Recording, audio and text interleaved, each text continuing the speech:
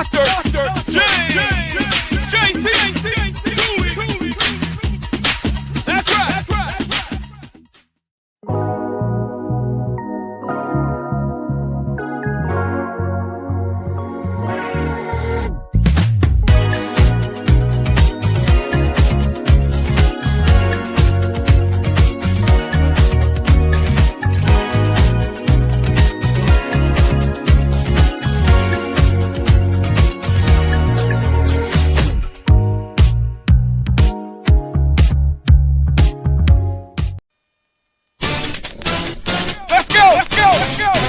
It's the James Cooley Show. It's your life. Dr. James J.C. Cooley. All right.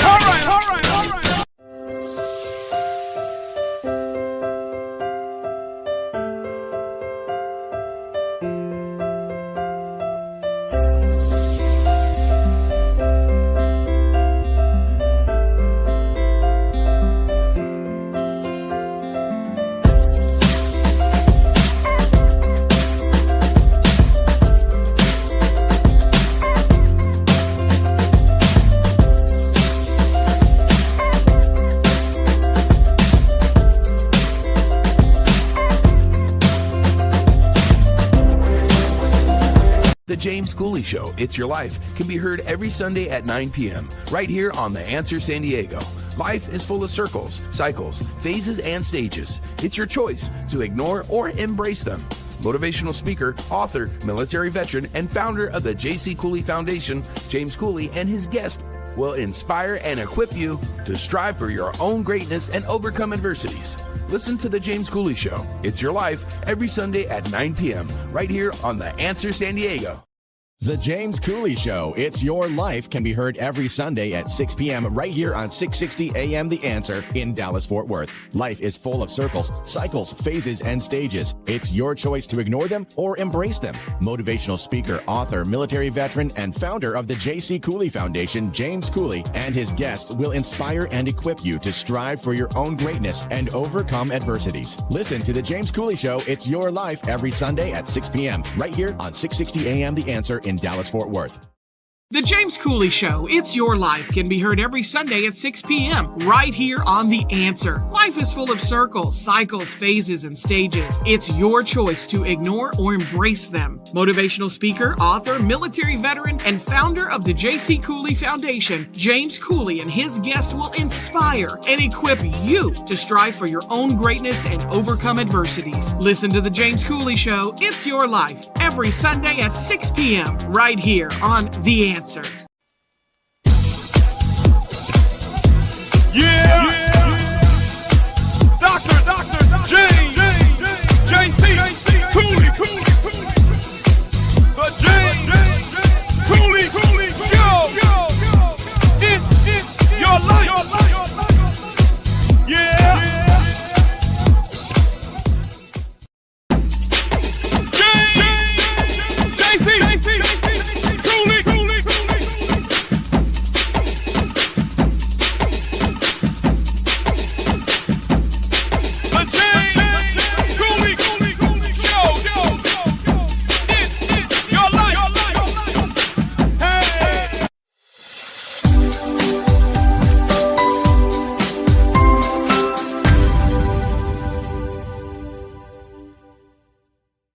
Hello, welcome to the James Cooley Show, It's Your Life. I'm your host, Dr. James J.C. Cooley, and wow, we got an absolutely magnificent show coming your way today. We got a returning guest. She hasn't been on in a while, but we got her today, and she's going to be talking about a lot of things that are so important to us, especially, I give one of them away, AI. Hey, Michelle, I just gave one away. Come on now. Don't get me. Don't beat me up. I don't know. We'll figure this out later. So how you doing? How you doing today, Michelle? I'm doing great. We haven't had this guest on the show for a while, but she's still amazing. She still brings on the topics, and she's just going to educate the audience. She's going to educate the audience. She always does. So I tell you what, I want to get right to this because the topics that we're going to be talking about today are, just like I said, so thought-provoking to make you think. How should I live my life from education, from a perspective of gaining to building your foundation so you'll be able to do a whole lot of other things. So, Michelle, can you do the honors by introducing the title of the show, the purpose of the show, and introduce this absolutely great guest? Oh, most definitely. So the title of today's show is Synthetic Selves and Sovereign Souls, AI, Desire, and the Next Wave Human. We're having a sit-down conversation with Dr. Rachael McGlaston. She's a sociologist, educator, entrepreneur, and founder of Womanize. She's going to talk about AI one-on-one. What is it and how it works? Everyday AI you're already using, from Sidekick to Superpower, what we could use it for, and societal ripples on the horizon. Dr. Rachael McGlaston, again, she's a sociologist, educator, entrepreneur, founder of Womanize, a platform exploring the intersection of being, innovation, and intentional living. With a doctorate in the social sciences and a background in cultural analysis, she helps curious humans bridge inner wisdom and outer innovation, guiding us to use modern technology, not just smartly, but soulfully. Her work weaves research with real-life application, encouraging both clarity and curiosity as we engage with tools like AI. Whether in the classroom, at a conference, or in coaching sessions, Dr. Rachael brings both intellectual precision and radiant warmth, inviting us to navigate emerging technology with clarity, curiosity, and a quiet reverence for mystery. Please welcome back to the show, Dr. Rachael McGlaston.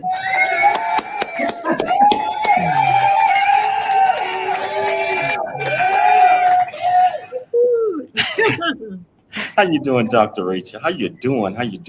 Fantastic. Thank you for having me back. How are you guys? We are doing just fine. I know sunny California, probably not overly hot there like it is in Texas. No, it is a perfect 80 degrees today, so no complaints. Oh, yeah.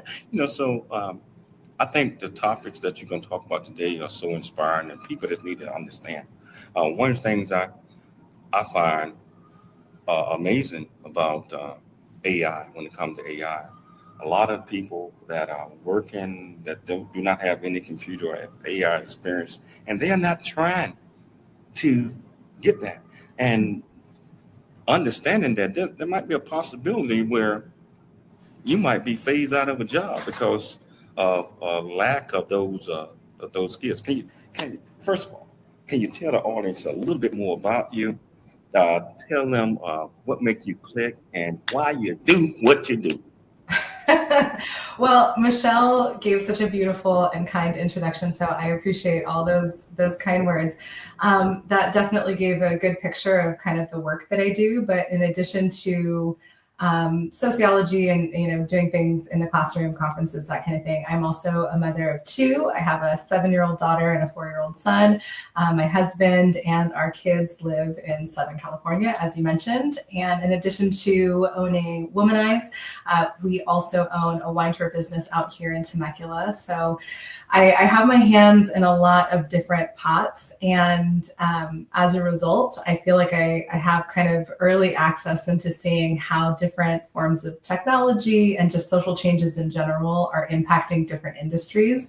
And one of the things that I love about what I get to do is helping people kind of see those waves as they're coming and help people learn how to navigate them and adapt to them and understand them. And I think my why is just because I hope that we can ultimately have a society of people that are aware and just kind of conscious and look for ways to actively help each other and build a future society that I want my kids to live in and I want other people's kids to live in. So that's kind of my big why. You mentioned Womanize. Can you tell our viewers and listeners a little bit more about that? Yeah, absolutely. So Womanize is like my baby. It is an organization that is designed to help people, but particularly women, kind of figure out who they are, what they're doing here in that kind of big esoteric philosophical way, and then connect them with the resources, whether that is a social network, of people, or educational networks or technological networks to help them get from where they're at to where they're meant to be.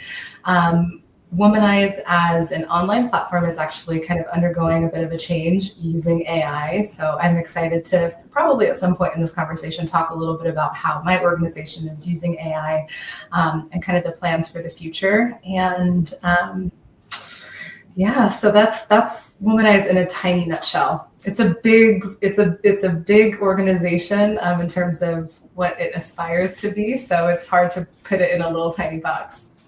Well, speaking of AI, just like I mentioned a few minutes ago, a lot of people are not even focused on that. I mean, they think that their jobs are going to be around and they are not going to be trained properly to compete in the job market. So can you tell our viewers and our listeners, what is AI 101 and how does it work? Yes. So, I think a lot of times when people think about how AI is going to shape the future of the working world, I think a lot of people are scared of the idea that AI is going to come for their jobs. And while I do think that for certain jobs and for certain industries, that is a probability, I don't know that we as a society are doing the greatest job of focusing on upskilling people in the ways that we should be to prevent AI taking over more jobs than it perhaps should. So AI is definitely a buzzword that is being thrown around pretty much everywhere nowadays. But AI, in case you don't know what it stands for, is artificial intelligence. There are a couple of different types of artificial intelligence. And one of the things that I think is surprising is how few people realize that they're using it. They've been using it on a daily basis for quite some time. So AI is not just this, kind of buzzy tech trend that might go away in the next couple of years. It's already been shaping how we work, how we relate to each other, and even how we think. Like I said, a lot of people, I don't think, realize that we're already using it on a daily basis. And I really want to try and make people's understanding of AI just more accessible and grounded. And so I don't want to dive too deep into explaining what it is, but if anybody, if you have some specific questions of where you'd like me to focus on what AI is, let me know. Otherwise, I will go down a very deep rabbit hole and you'll have a hard time getting me back out of it. Oh, that's okay. That's okay. So why is AI so important, at least in today's world? I think some people old school leave things the way they are, but why is it important to what's going on today? Yeah. Well, like I said, it's already everywhere, from hiring systems to your Google searches to all of your social media platforms that you're using, things like dating apps. You can't really go anywhere without AI being present nowadays. So if you are, if you've ever used anything like, I'm going to say Siri, and she's probably going to be like, yes. Any of your assistant devices that are on, your Google devices at home, your Amazon Alexa devices at home, your iPhones, anything like that, all of that is using AI to assist you. And it's really shaping decisions and opportunities for people in ways that oftentimes are invisible because we don't know that it's already operating in the backgrounds of our lives. And so it's really important to understand how AI works and how it's already surrounding us so that you have the opportunity to really kind of reclaim your agency and make decisions about how you want to use AI to your benefit instead of kind of the other way around. Wow. Hold that thought. I want to pick this back up and we're going to take a station break. And I tell you, whichever platform that you're watching us on, whether you're watching us on the 360 television, Frankfurt TV, YouTube, LinkedIn, Twitter, Facebook, Rumble, and 84 other platforms, welcome to the show. If you want to be part of this discussion, all you have to do is go to the comments. Ask any question that you might have. I promise you we'll get you an answer. It's your life, and we'll see you shortly after the break. Dr. James J.C. Cooley. The James Cooley Show. It's your life.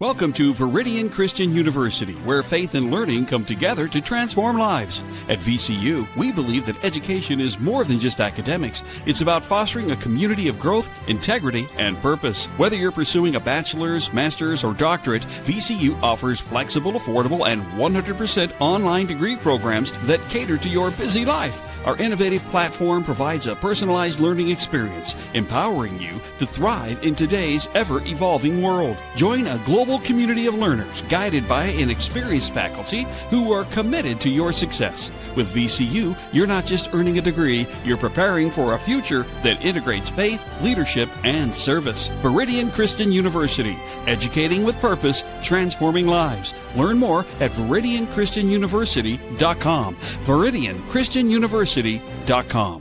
Hi, I'm Dr. Michelle Cooley. Heart disease research saves lives. It's that simple. Thanks to medical advancements funded by the American Heart Association, more women are surviving heart attacks, strokes, and other cardiovascular diseases than ever before. But there's still so much work to do. Hi, I'm Dr. James J.C. Cooley, and I'm raising funds to support life-saving research because every heartbeat is worth fighting for. In honor of Women's History Month, please join me in support of the American Heart Association and women's health. The James Cooley Show. It's your life. That's right. Oh. Welcome back to the James Cooley Show. It's your life, and I tell you what, thoroughly enjoying this conversation with Dr. Rachael, and she was talking about that AI is already in a lot of lives, and people don't even know. I mean, that they don't even know that they're using AI, and need to get a better understanding. Because, in my opinion, I know you mentioned it, Rachel, that a lot of jobs going to be phased out, and if people do not get on board and start understanding, they have to update their education, learn the technologies that are coming out, especially with this AI, they might be left behind. Can you talk about that just a little bit more? Yeah, definitely. I think, I started mentioning this a bit earlier, but I think one of the things that we really need to be focusing on in terms of upskilling people is actually more so related to social skills. Because one of the things that I think AI is going to struggle replicating is authentic human interaction, because it's not a human. And so the types of jobs that most futurists are kind of predicting to be on the chopping block are things that have any type of repetition as kind of its foundational purpose. So things related to numbers, even things that are, customer service driven. So you think about people that work in customer service centers that are kind of answering the same types of questions over and over again. We're already seeing that. A lot of times you'll go onto a company's website and there will be an AI chatbot.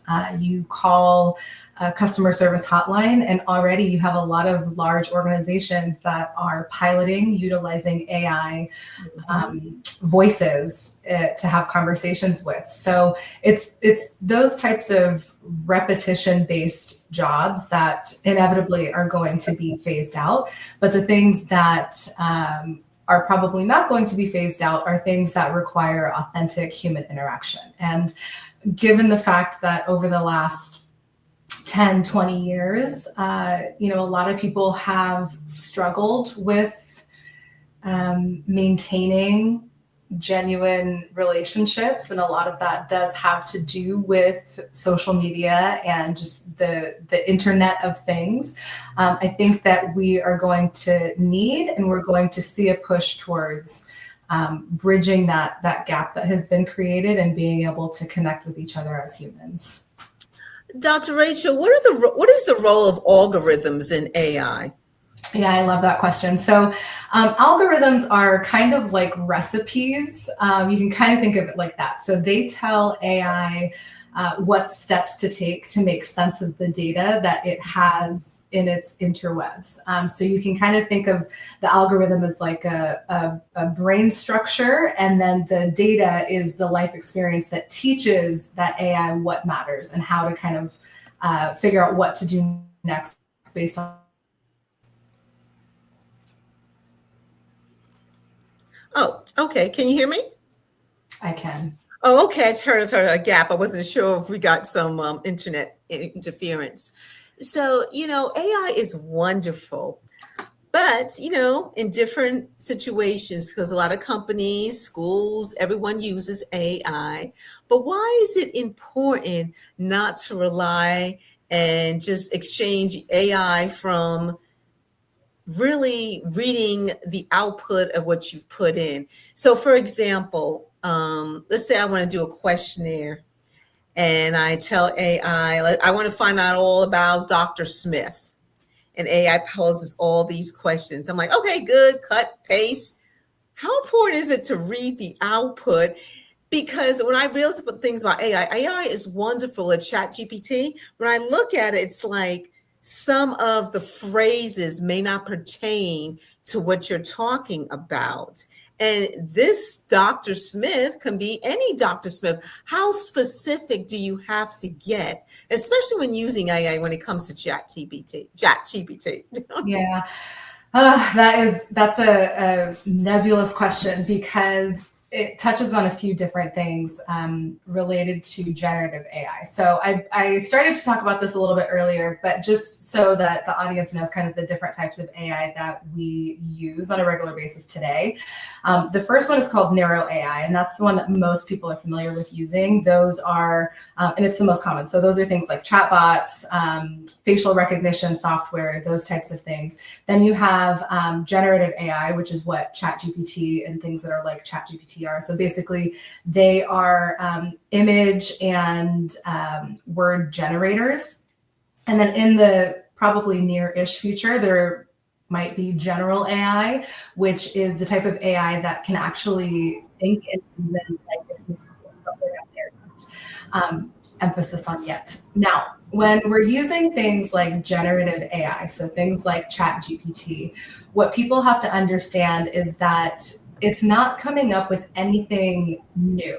That's why there's that separation between general AI and generative AI. Generative AI is basically like a word predictor. So it is going to take the sequence of words that you put in, and it is going to predict what should come next based on what you and everybody else has put into the system. So what that means is it's prone to human error because it was programmed. All of the data that it has comes from humans, and we make a lot of mistakes. You can think about things like other AI that we've used, so facial recognition and those types of things. There have been a lot of cases of we refer to it as being racism in the algorithms, but of course, computer code isn't inherently racist, right? It's made of ones and zeros. That's not inherently in itself racist. What happens though is that when people that are programming these data sets have any sort of bias just within themselves, it innately comes out in how they're coding these things. So you have to be really careful and aware of the fact that whatever we've put into the system is what is going to come out of the system. That's kind of bubble number one. Bubble number two is quality in, quality out. So however much detail and specificity you want coming out of your interaction with generative AI sources, it's going to be based on what you've put into it. So if you're kind of just treating ChatGPT like an advanced Google search box, you're not using it to its fullest capacity. So Michelle, your question about how much should you kind of be putting in, it's going to be as specific as you are. So specificity is kind of the number one thing. The more detail, the better.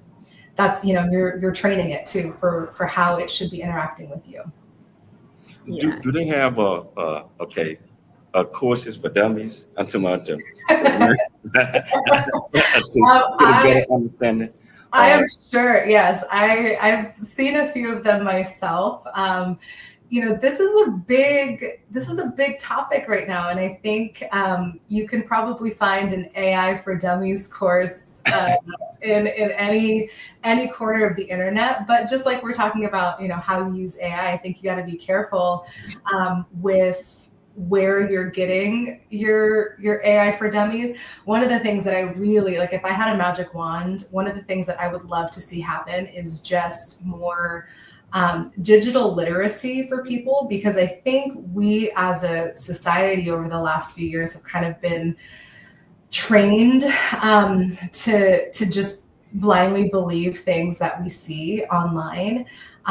And now with AI, especially with the advancements that we're making so quickly related to image and video generation and even text generation, I think we're having a really hard time as just humans deciphering what's real and what's AI generated. So I think that's really it. Yes, prompt generation and learning how to most effectively and efficiently use AI is important, but I think the thing that we really need to be focusing on first is digital literacy and being able to know what's real and what's not.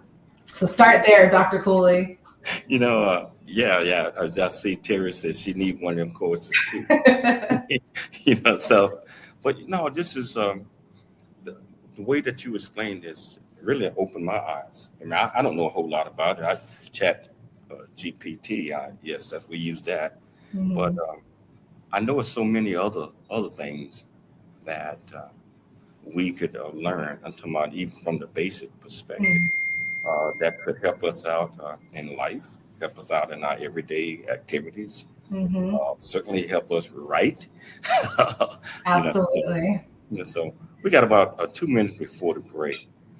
So why do these micro interactions as relate to AI matters? Because they are already shaping, and they have been shaping our behavior in these really small and unconscious ways. One of the easiest things I think a lot of us can relate to, like my generation and older, is how we used to be able to kind of find our way places without using any kind of technology, right? Like those old Thomas maps and figuring out where you need to go. And now it's just as simple as telling your phone, hey, give me directions to wherever. So just those types of behavior switches are happening in all these different little corners of our lives. And it's really, kind of turning us into a different type of human. And over time, they're going to continue to influence your preferences, and therefore your decisions that you're making, and ultimately how you think. And so I think it's important to take a step back and look at how the micro interactions with AI are kind of shaping that pathway for us to be different humans in the future. I think you're right. We do. So Michelle, you got a question before we go? We have 2 minutes. No, I'm just fascinated by this. The only thing I know about AI is ChatGPT. I didn't realize Alexa and everything like that was AI. But Alexa, you gotta be careful sometimes. I know. Like, Alexa, play this. And they're like, you have to be specific with Alexa sometimes. So that's where it goes back what you were saying, Dr. Rachel, is that even just different AI things that we're using, you have to be specific. It is going to send output to what you're putting in. So even though intelligent data is coming out, you have to make sure intelligent data is going in if you want the correct response and details to your questions. Does that make sense? You just made me think about something else, which is we are getting very accustomed to just kind of having very easy, convenient lives, right? Like you don't have to really do much to get the answers to the questions that you have. You don't have to do much to figure out how to get to where you're going, as I just kind of talked about. And it makes me think about the fact that humans thrive when we build our own resiliency skills. And if we continue down this path of least resistance, what is that going to mean for us? Again, just kind of fundamentally as creatures. I'll tell you what, we can hold it right there. I'll take a station break, but this is a fascinating discussion that we're having with Dr. Rachel. If you want to be part of this conversation, all you have to do is just go to the comments on the platform you are watching us on and just ask any question that you might have. I promise you we'll get you an answer. It's your life, and we'll see you shortly after the break. Doctor James JC Cooley.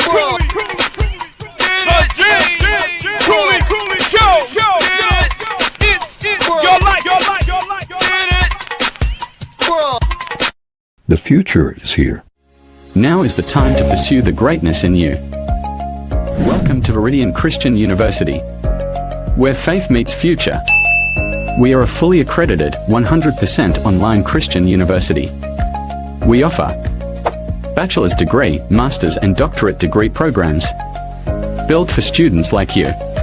Affordable tuitions, 30+ degree programs, 100% online and flexible.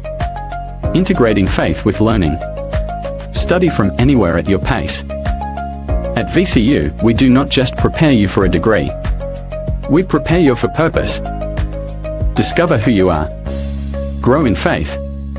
And build a future that impacts the world.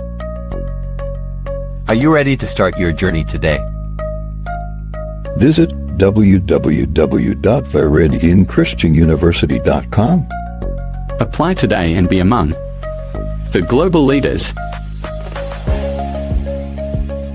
A Black Man's Point of View is the newest Amazon.com #1 release and bestseller book from author Dr. James J.C. Cooley, featuring the perspective from 11 other contributing authors. In A Black Man's Point of View, Dr. James Cooley unpacks his thoughts and personal experiences about the challenges, stereotypes, and feelings of self-worth that many black men face today due to a 400-year ancestry rooted in slavery and colonization. Yet, how so many black men move forward despite this history. Most importantly, A Black Man's Point of View conveys that all men, regardless of race, creed, or color, are capable of love, respect, and dignity. Described as a map to a greater life from the heart of a man who's experienced life's misfortune and harsh conditions, James shows us how beliefs, convictions, and a healthy mentality can help propel a life worth living. A must-read for all. Order your copy of A Black Man's Point of View by author Dr. James J.C. Cooley today from Amazon.com or wherever books are sold. Noah Dingley here, producer of The James Cooley Show, It's Your Life. And the new audio version of James' book, Country Boy, City Boy, A Journey That Ain't Over Yet, is a must-have. James shares his true life story of struggle and success in America. It's both a cautionary tale and a roadmap to achieving the American dream. Get the new audio version of Country Boy, City Boy, A Journey That Ain't Over Yet by James Cooley on Amazon.com or wherever audiobooks are sold.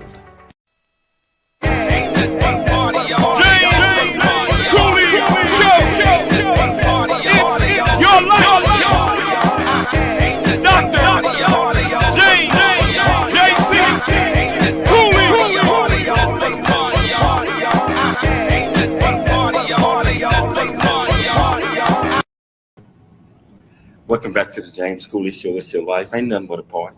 Ain't nothing but a party. Y'all. Yeah, gotta put the y'all in there. We're having this great discussion with Dr. Rachael and AI. I tell you, she's done opened up my eyes. I am going to be looking for one of the courses on AI for Dummies. And Michelle, you need to take that with me. I know AI more than you.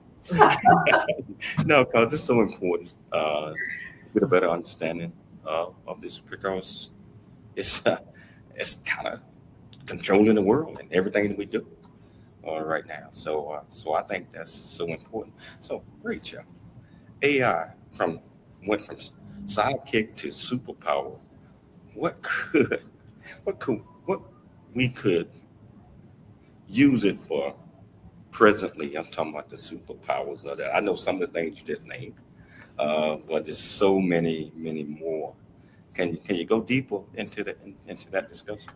Absolutely. So I think we are on the precipice of really seeing a change in how people use AI to make their lives even more convenient. It's already happening where people are using AI kind of to constantly be running in the background to help organize and orchestrate our lives.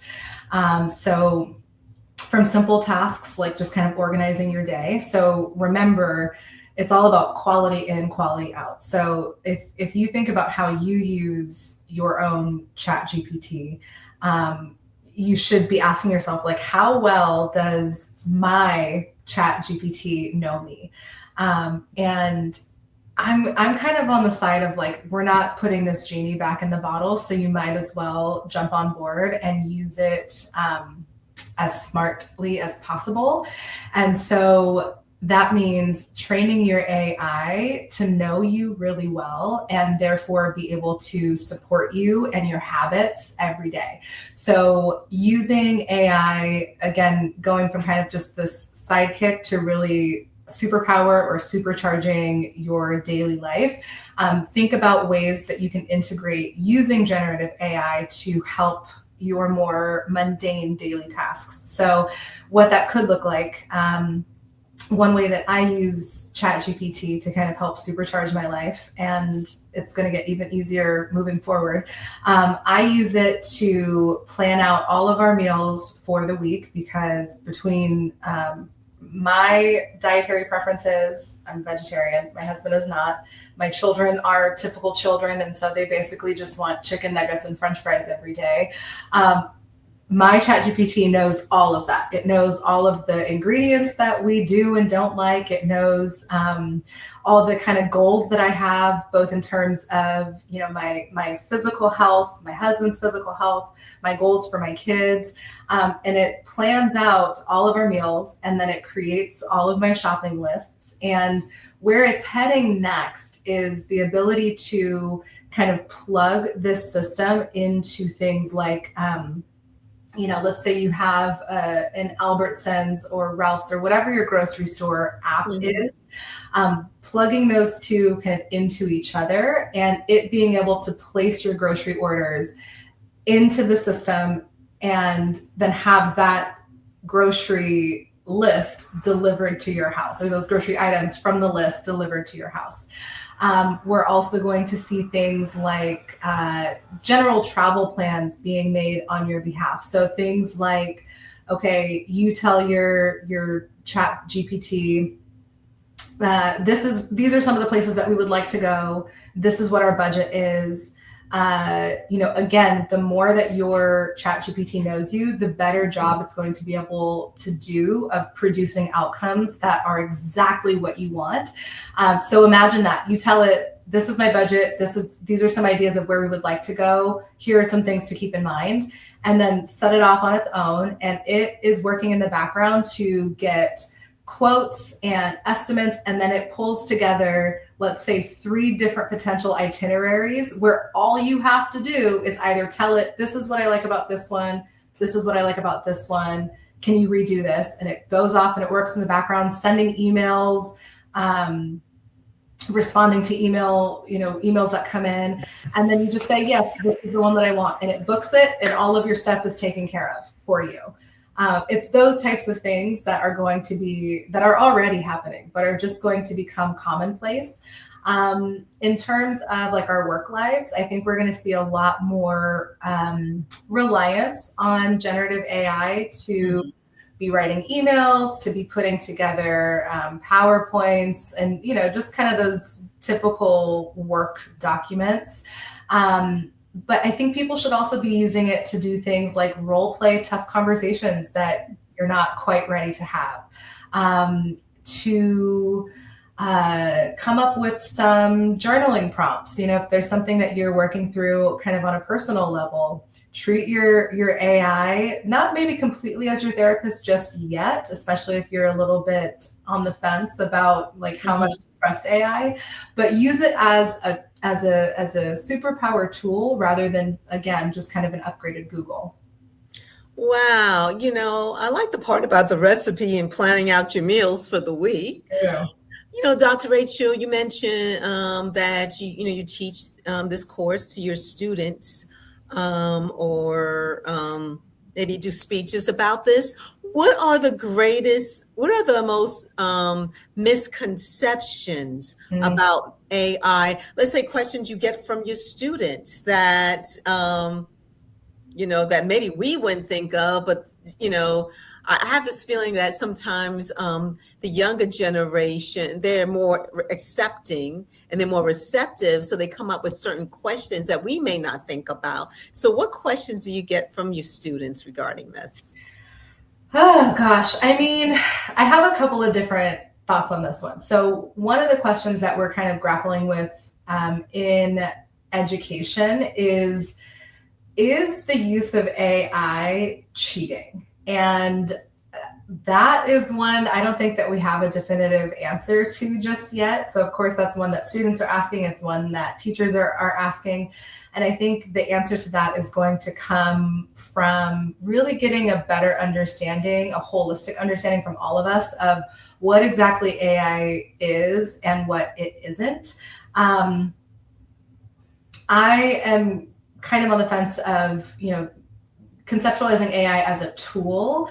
I don't think that it's something that students should be completely relying on to do their work for them, because then it's like, why are you here?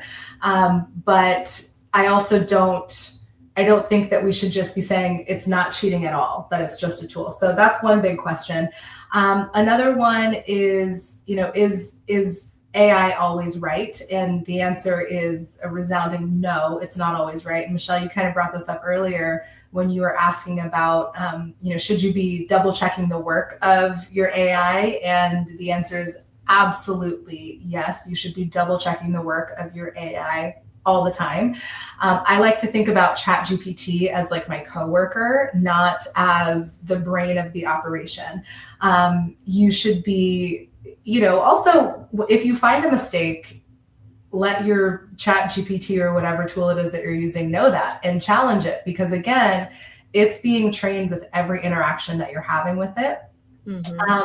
Another question that comes up a lot is around consciousness and AI. Like, this thing that you're talking to, it feels very real. It feels like you're having a real conversation with a person on the other end. And so I think it's easy for us to think that it's sentient, that it's a conscious being, and it's not.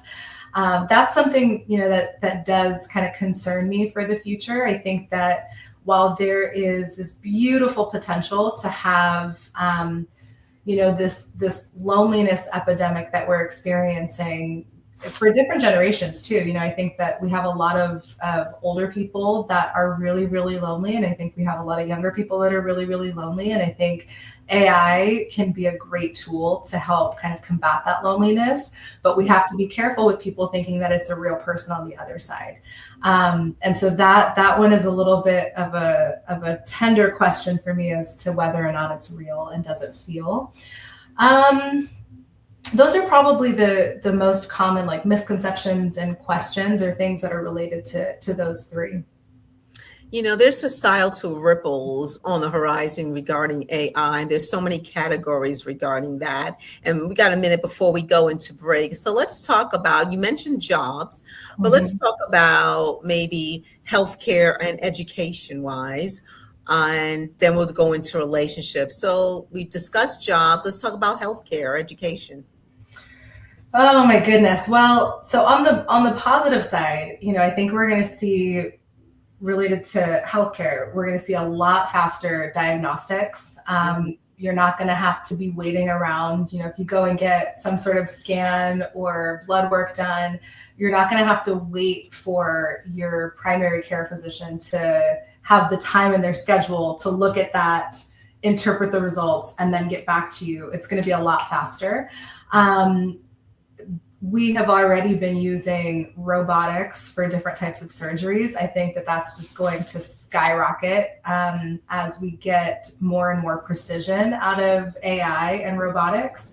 I think we're going to be able to have really personalized individual treatment plans that focus on, again, the individual rather than thinking about how this disease or this issue works on a larger scale. I think AI is going to give us the ability to really fine tune for the person sitting in front of you, which is great. And then in terms of education, again, I think it's going to come down to being able to provide highly individualized plans for students, supporting students with all different types of needs. I think it's going to give us the opportunity to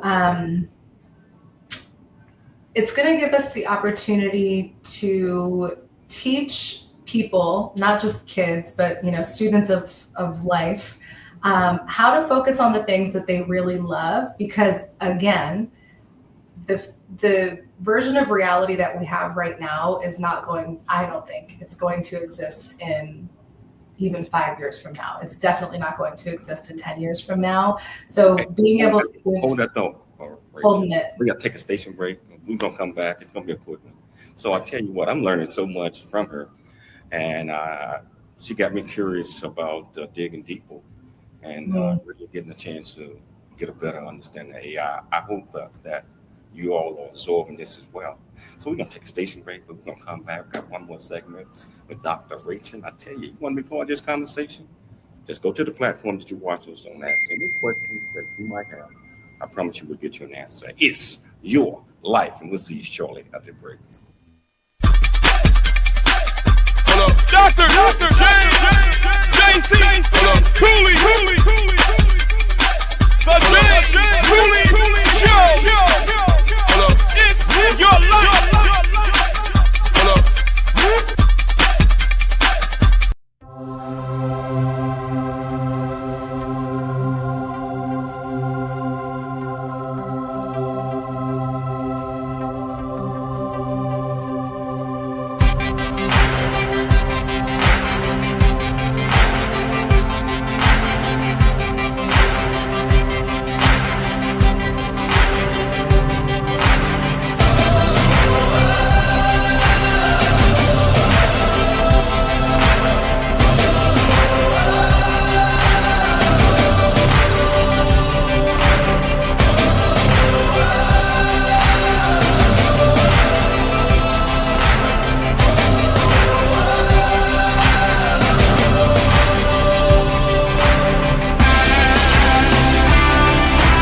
At Meridian Christian University, we believe education is more than just a degree. It's a pathway to a purpose-driven life. Whether you're advancing your career, pursuing a passion, or building a new future, VCU's 100% online programs give you the flexibility to learn on your terms, anywhere, anytime.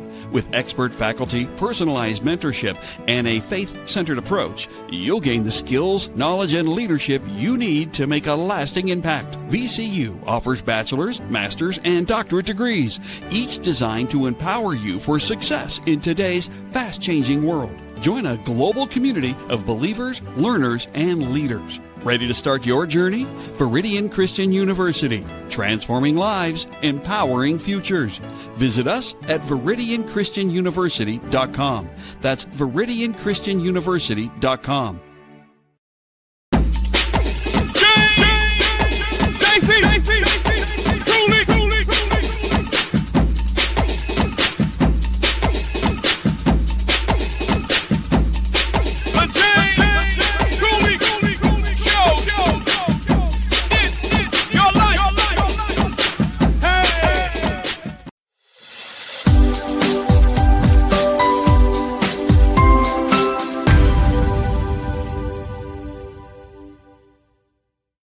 Hello, welcome back to the James Cooley Show. It's your life with Dr. Rachel. I'm telling you, she done opened up my eyes to AI, the possibilities. I need to learn more about this. You need to learn more about this. And so I'm telling you right now, I'm going to be looking for me AI for dummies. And you know, I was serious about getting Michelle to do it with me, and I know she's listening right now. But you done mentioned so many things that I did not know that it did. You know, well, we got about 7 minutes left in the show, but I got to talk about this university called Viridian Christian University. Wow. I'm not talking about that just because I'm the chancellor. I'm talking about that because we offer over 36 degree programs, bachelor's, master's, doctorate, and if you're doing above and beyond, we even offer honorary doctorate degrees for people that are doing above and beyond. I tell you, our school is accredited, and if we're always if you're looking to further your education, it's extremely affordable. Look up ViridianChristianUniversity.com. Again, that's ViridianChristianUniversity.com. Dr. Rachel, now you were talking about AI in the future. What do you see 3 to 5 years from now? The possibilities or the capabilities of AI? Well, I feel like we are definitely going to become heavily reliant on AI assistance.